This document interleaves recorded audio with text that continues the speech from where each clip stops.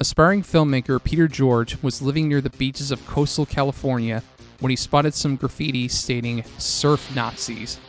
Often used to refer to surfers who took it seriously, George decided to flesh it out and take it literally. Alongside writer John Ayer, George developed a concept where an old lady defends her retirement home against an inner-city gang. At some point, George and Ayer combined their original concept with the surf Nazis, creating an oddball revenge film. Filming mostly took place around Huntington Beach and Long Beach, California, and the surfing scenes were filmed near Hawaii. With a relatively low budget, George, editor Craig A. Colton, and producer Robert Tinnell formed the Institute for production. The cast comprised of unknowns who appeared in mostly lesser-known films, though many would go on to have long-running careers. Finally, in 1987, Troma released Surf Nazis Must Die. After an earthquake devastates the California coastline, the beaches are taken over by various gangs during the chaos. One of these gangs is the Surf Nazis, led by Adolf Barry Brenner, the self-proclaimed Führer of the New Beach. His gang includes his girlfriend Ava, Dawn Waldsmith, Mengele, Michael Saunier, Hook, Joel Hille, Brutus, Gene Mitchell, and Smeg, Tom Shell. Adolf tries recruiting the other gangs to their cause, but they refuse, saying Adolf can't handle the power. No!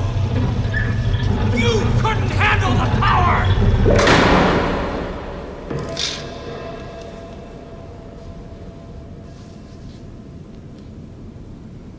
Any more heroes?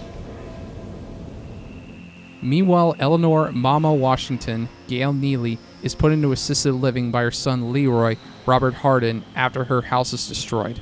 Unfortunately, Leroy is attacked and killed by the surf Nazis on the beach, leaving Mama in a state of shock.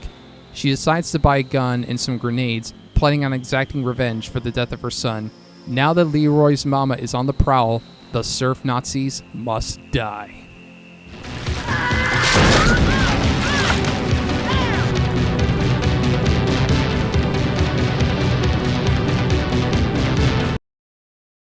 Surf Nazis Must Die promises a lot from its title and concept, and it mostly delivers, though not without flaws.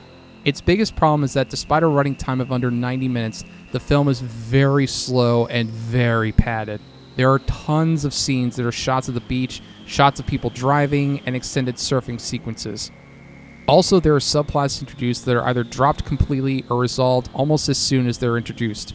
For instance, there's a subplot about Smeg and his relationship with his mother that goes nowhere and amounts to nothing. Additionally, the subplot about the surf Nazis taking out the other gangs is resolved fairly quickly. Though it's built up early on, the revenge plot doesn't really start until the last 20 minutes of the film. Whole stretches of the movie will go by before Mama Washington even shows up again. That being said, there are some moments where the film goes above and beyond the material and has some flair. There are a few scenes shot in a way similar to an art house film with plenty of earned drama. The best example is how they handle Leroy's murder, cutting back and forth between his murder and Mama going to the morgue. It's very similar to how Mary Lambert handled Gage's deaths in Pet Sematary, which came out 2 years after this. In terms of delivering on its promises, this film has plenty of fun, over-the-top performances, particularly from Brenner and Saunier. Gail Neely makes for a great unlikely hero, delivering compelling drama 1 minute and spouting off one-liners in the next. It's small, ma'am. It's easy to carry. Perfect for a woman.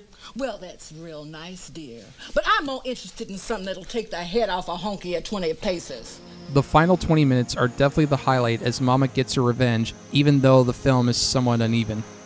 Overall, Surf Nazis Must Die is entertaining despite an uneven pace.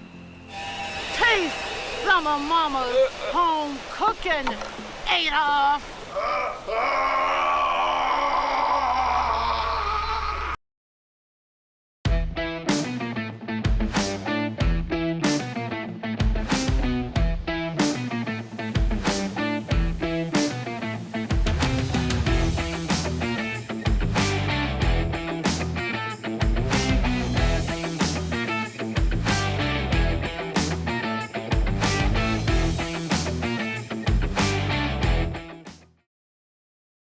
She won't drink our coffee, she won't touch our food, she's not even happy with the view from her window.